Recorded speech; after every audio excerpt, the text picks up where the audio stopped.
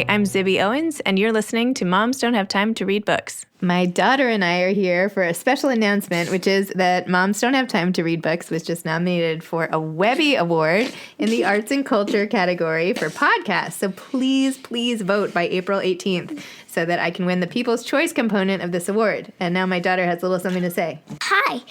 I love my mom so much, and she's been working really hard for this podcast to be on Instagram. And I also want you to know that I love her. So please vote for Zibby Owens. Right. This is Moms Don't Have Time to Read Books, and I love my mom so much. Please vote for Zibby Owens Webby Awards. The website is vote.webbyawards.com. Today's episode has been sponsored by Serial Box. Serial Box delivers addictive book content in short listen or read installments designed to fit into today's fast-paced mobile lifestyle. Switch between listening and reading with a single click, picking up right where you left off. Learn more at serialbox.com, SERIALBOX.com. I'm thrilled to be interviewing Claire Bidwell Smith today. Claire is the author of the amazing memoir, The Rules of Inheritance. She also wrote After This, When Life is Over, Where Do You Go? And most recently, Anxiety, The Missing Stage of Grief. The Rules of Inheritance has been published in 18 countries and is currently being adapted for film. Claire has contributed to many media outlets, including the New York Times, HuffPost, Slate, and many TV, radio shows, and podcasts. A graduate of the New School with a master's from Antioch University, she is a grief counselor in Los Angeles. She lives in Santa Monica with her husband and 3 children. So welcome, Claire. Thank you so much for being here. I'm really beyond thrilled to be interviewing you today. So Thank you. So let's start with you telling listeners who might not know what The Rules of Inheritance was about. And we're sharing this microphone, so for any delays, I'm passing this back and forth for technical issues. So anyway. I also need to mention that I have my 3-month-old baby here, so if we hear him, it will just add to the fun. Rules of Inheritance is my first book. It's a memoir about losing both of my parents to cancer. They both got cancer at the same time when I was 14, and I'm an only child, so it was really challenging to kind of go through all of that and feel really alone and set apart from my peers. My mom died when I was 18, and my father died when I was 25. And I didn't know anybody who was going through anything like that. You know, most of my friends were living normal lives, going off to college, kind of on the usual trajectory that we're supposed to go on. And mine was really skewed. And my mother's death was really hard. She was my world. I loved her. We were incredibly close. And she and my father had very different deaths. She really struggled to face hers and to come to terms with the fact that she was dying, and she kind of tried up until the end to go through various things. And so when she died, it just completely floored me. I didn't see it coming. My father died 7 years later when I was 25, and his death was really different. He kind of really embraced it and really helped me to embrace it. And so it was just a different experience completely. But throughout both of them, I was always writing. I've been a writer since I was a kid. As an only child, I think it was kind of this internal thing I did. I read all the time. My parents were older, and I just kind of got dragged around on a lot of trips, and they were always having parties with grown-ups. Yeah, that's my baby. And I just had my nose in a book all the time. And so I started writing at a really young age, and it became my outlet for understanding the world and making sense of things and myself. And so when they were sick and going through all of their things and then their deaths, I just wrote through it all just to kind of keep myself sane. You know, I had so much internally that really it was helpful to get it out in writing. And so after my father died, I started writing even more. I was writing about him while he, oh, mister. I'm going to pick him up. You can ask me another question in the middle. Okay. Keep adding on to it. You had such a beautiful scene, by the way, when you were with your father and he was like, you just have to let me go. I was like ready to cry. It was, anyway. Hi. Oh Is that better? You want to sit on my lap with me? Here. Here, I'm gonna read a scene while you deal with your baby, and we can come back to it. There were so many things I wanted to quote from your book, but I want to start with this whole thing about grief, because I feel like you're this brilliant writer about grief And now you've dedicated your whole life to helping others get through it. After 3 years without your mom, you wrote, "In 3 years, my grief has grown to enormous proportions. Where in the very beginning, I often felt nothing at all. Grief is now a giant sad whale that I drag along with me wherever I go. It topples buildings and overturns cars. It leaves long furrowed trenches in its wake. My grief fills rooms. It takes up space and it sucks out the air. It leaves no room for anyone else. Grief asks like a jealous friend, reminding me that no one else will ever love me as much as it does. Grief is a force and I am swept up in it." And then later, after your father passes away, you write, "If grief was once like a whale or like a knife, it became a vast nothing, expanding outward from the very core of who I am." All so beautiful. So just the whole book was like gut-wrenching and beautiful and addictive and amazing. Tell me how you feel your grief, you almost like chart the waters of where it goes and sort of its shape-shifting over time. Can you tell me a little more about that and how you were so aware of your relationship with the grief as you went through it? I wasn't always aware of it. When I wrote that book, I was very aware of it. And at the time that I wrote the book, I was 30 and I was newly married and had just had my first daughter. And I was working in hospice as a grief counselor. And when I started working in hospice, I began to see grief in a much more three-dimensional way. I'd always known my own grief, but when I really started to see so many other people who were grieving, it was a different experience, and I really began to understand it and understand my own journey and process through that lens too. So it was really helpful in that regard. And there was a lot of my journey in grief that I didn't recognize at the time as grief. You know, it was just confusing. I just thought I was angry or there was something wrong with me, or I just tried to ignore it. And then as I moved through it and then later working in hospice and then really diving into the grief world, I saw all of my journey for what it was. And so when I sat down to write this book, it's organized around the 5 stages of grief. So denial, bargaining, depression, anger, acceptance. And I divided the whole book up into that. And what I did was I sat down and I wrote those 5 stages down. And then I wrote down 3 times I had been in each of them. So 3 times I'd been in denial, 3 times I'd been angry, like throughout my journey. And really it was kind of born out of, again, working in hospice, and people kept coming to me to talk about the 5 stages, and they had a lot of confusion about them, all my clients and people I was working with. And they would come and they would say, "I don't get these 5 stages. I think I'm stuck in one, or I skipped one, or I'm circling back to another one, and do I have to go through them in this perfect fashion?" And I wanted to show how fluid they are and how they're not that linear. And so my story became nonlinear as well, and just kind of like these layers of grief that I went through. And you mentioned in your anxiety book, Anxiety, the Missing Stage of Grief, you mentioned how the stages were originally for people who were dying, not the people coping with loss, and how there's like a lot of confusion about that, and how anxiety is also should be a part of that, but unfortunately is not, and so people often miss it in a way.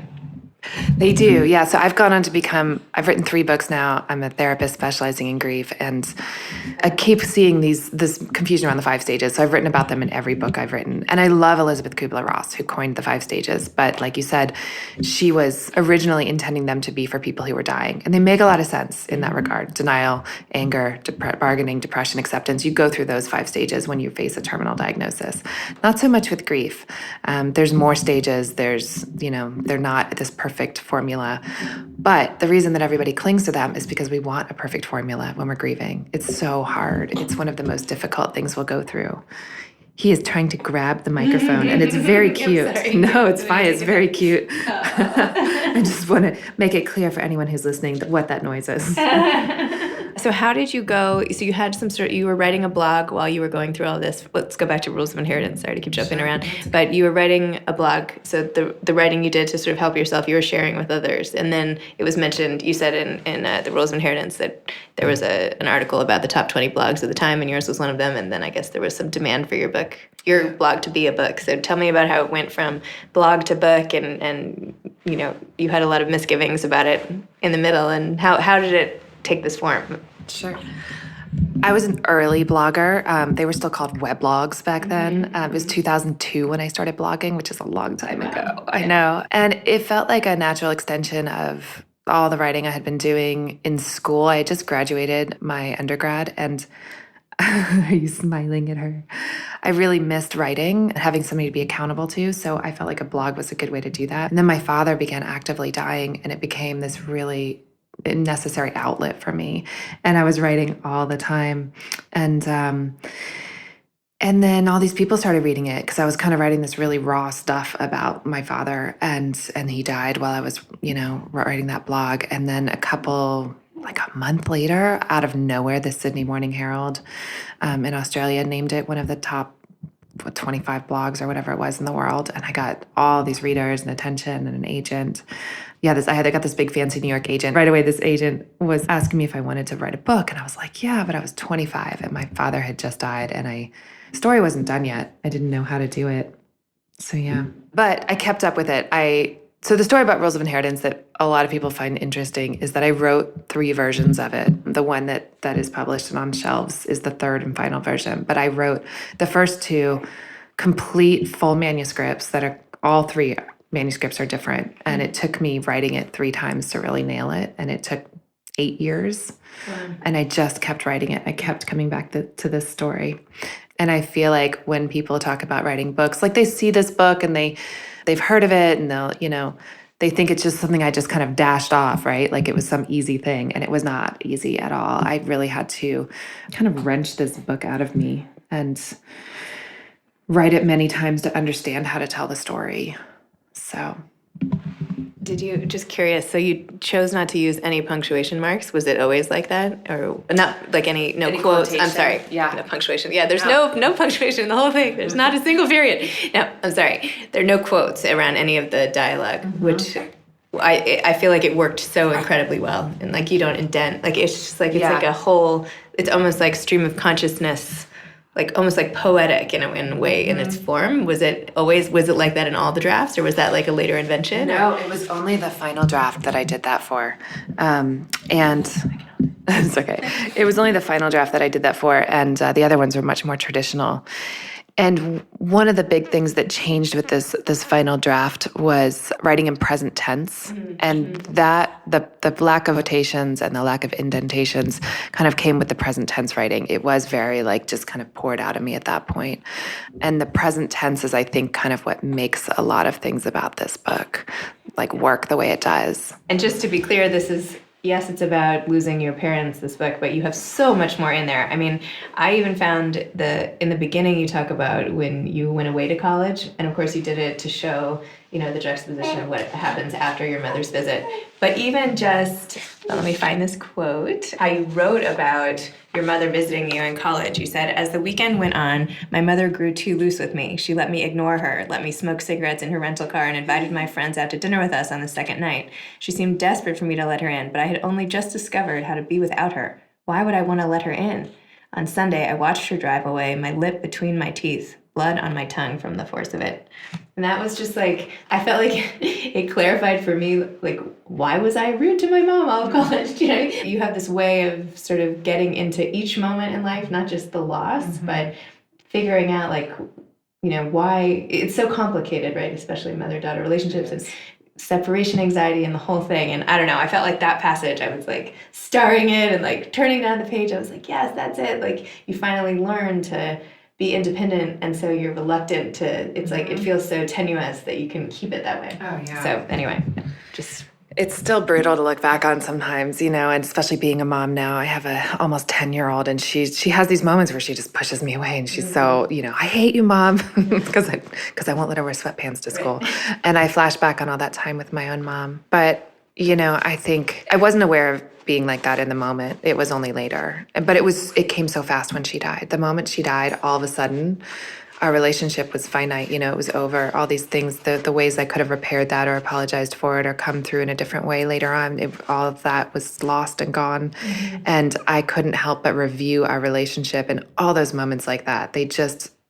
ate me up for a long time. And writing about them helped me to release them and to kind of forgive myself as well. In your third book, Anxiety, I feel you give advice to people, like write a letter or how to address the guilt that you feel, because there's also obviously a lot of guilt for what isn't said or how you handled it. And I feel like in Rules of Inheritance, you were like, I wanted to give you a hug. You were like beating yourself up so much. I could like on that drive down, and oh my gosh, that passage, it was like insane.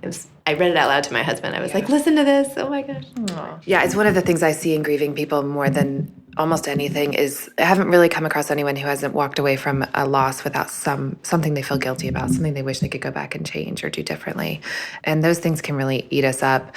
And even though that relationship, is over in many ways and we can't actually go back and change things, we can still kind of work through it internally. Yeah, that's true. We can work through it and we can make amends, and we can make amends within ourselves and even with those people, maybe spiritually. So there's a lot there. I lost my best friend on 9/11. She was my roommate and closest friend. And I had a lot of, unresolved. I mean, we were 25 when she died, and I ended up taking her mom out to lunch and apologizing for some of the things, that just happened over the course. Because there's no way to tell the person you're sorry. Hey, I wish I hadn't handled things so immaturely when you were staying at my mom's house that time, or whatever. I wish I had called you more than twice when I went to business school, or, all these things. So I was I just sat with her mom and I was here are the things I'm sorry for.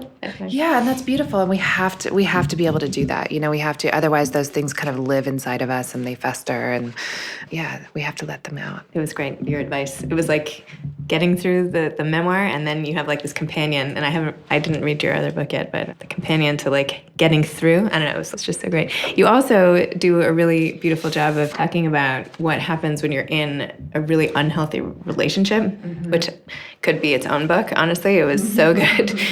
And just the way you write about relationships in general, with this boyfriend you had early on, you said, I feel actually he wasn't even really a boyfriend. Well, he was, anyway.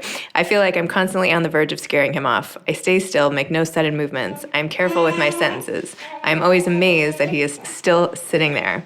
I felt that was such a perfect way of that insecurity you feel around some people you're with, that you're almost you're going to jinx it if you say the wrong thing, and you had idolized this guy on the motorcycle and the whole thing, and I don't know. And then later on when you get into this sort of not abusive but just very unhealthy situation, and the way you write about that, and finally your ability to break through it. I mean, I feel that is in its own an inspirational book. I mean, I was also wondering as I read it, did he ever read it? Was that his real name? Did he read it? What happened after? Did he? I don't know if he's read it. He's here in Los Angeles, and I haven't seen him in years and years.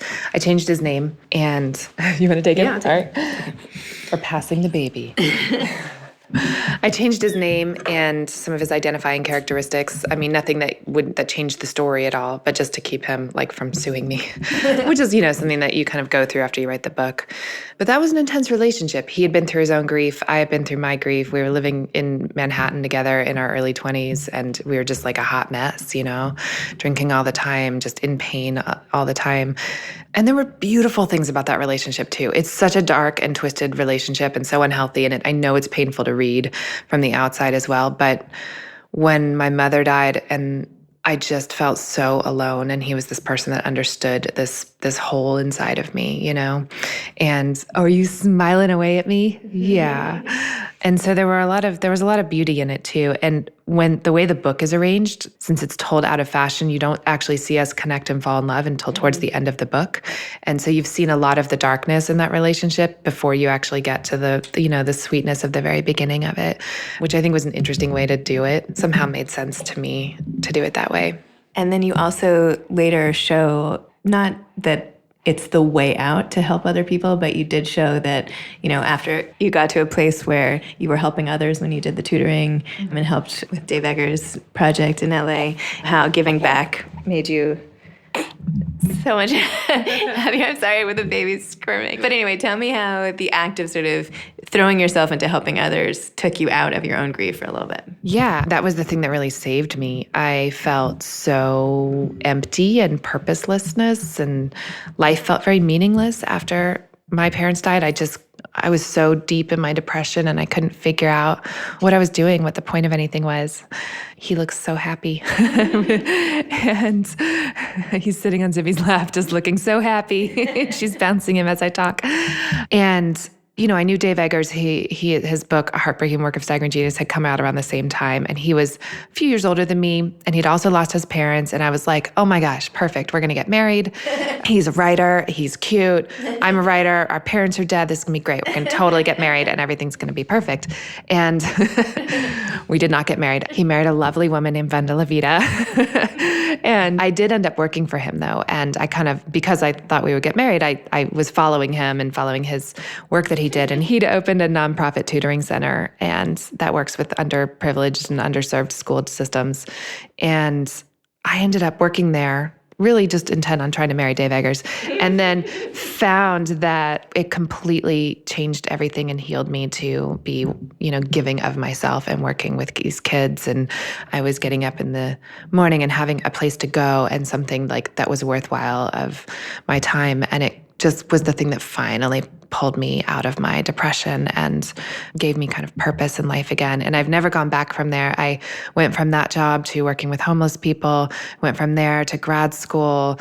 Out of grad school, I worked in a lot of underserved mental health clinics. And then I'm in private practice now. And yeah, buddy. And so it's become just a huge part of my life to be of service in some way all the time. So The Rules of Inheritance is maybe going to be a film, or is it? So Jennifer Lawrence picked it up right away, even before it had even come out on the shelves, and she read it and she loved it.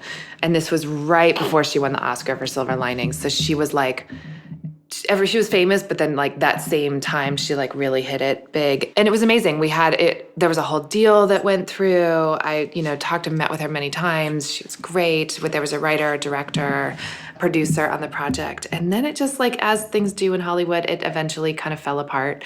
She got really busy. The screenplay had trouble and it just kind of all fell apart. And it was fine. I was never quite sure about the whole movie aspect of it. It's still kind of circulating. Emma Roberts was more recently interested in it. I've been trying to adapt the screenplay myself at the urging of my film agent, and I'm not a screenwriter, and this book is really hard to adapt. Mm-hmm. It's a tough one to put together in a screenplay. So it's kind of always kind of simmering, but not currently. And do you have plans for another book? I don't know. I've written 3 books and had 3 babies, and they've all come together. And so I'm kind of nervous to start another book because I'm worried it's going to get me pregnant somehow. And because I don't know if I can write a book without having another baby, and I don't want to have any more babies, even though you're so cute. I have so many babies now.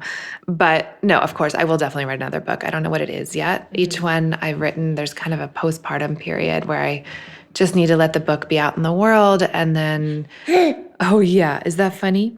Often whatever shape that book takes and all the things it brings into my life and the opportunities and the people I meet, and that usually kind of informs what the next book will be. Mm-hmm. So my second book, which was about the afterlife, I just kind of got more into the grief world and I started hearing a lot more from people. And that's when I started to see all this anxiety. Mm-hmm. And then so that was the next book. And so I'm not sure yet what's coming. Relationships are a big one. People keep talking to me about relationships, and I'm very interested in relationships. I'm on my second marriage now and have stepchildren. And I just see how much relationships are impacted by grief as well, how much those things change with the grief process. So that might be the next book. Excellent. And do you have any advice for aspiring writers? Oh my gosh, just to write all the time, but to not overthink it. I think that's one of the things. People sit down and they want to write a perfect first sentence, a perfect first paragraph, the perfect book. Mm-hmm. And it's never that way. I mean, I threw away 2 entire books that I wrote before I could get to this one, but I'm grateful to them. I couldn't have written this version without having written all the bad versions, right? So we have to be patient and just diligent and keep writing. Well, thanks to you and Everett for coming on Moms Don't Have Time to Read Books. Do you have anything to say, Betty? What do you think? You want to talk? Oh, you want to eat the microphone? No, we're not going to do that. Okay. Thank you so much for coming on. Thank you. Thanks. Today's episode was sponsored by Cereal Box, SERIALBOX.com, cerealbox.com, delivering addictive book content in short listen or read installments. Thanks to Ryan and Steve at Texture Sound for the audio editing and mixing. Thanks for listening to Moms Don't Have Time to Read Books.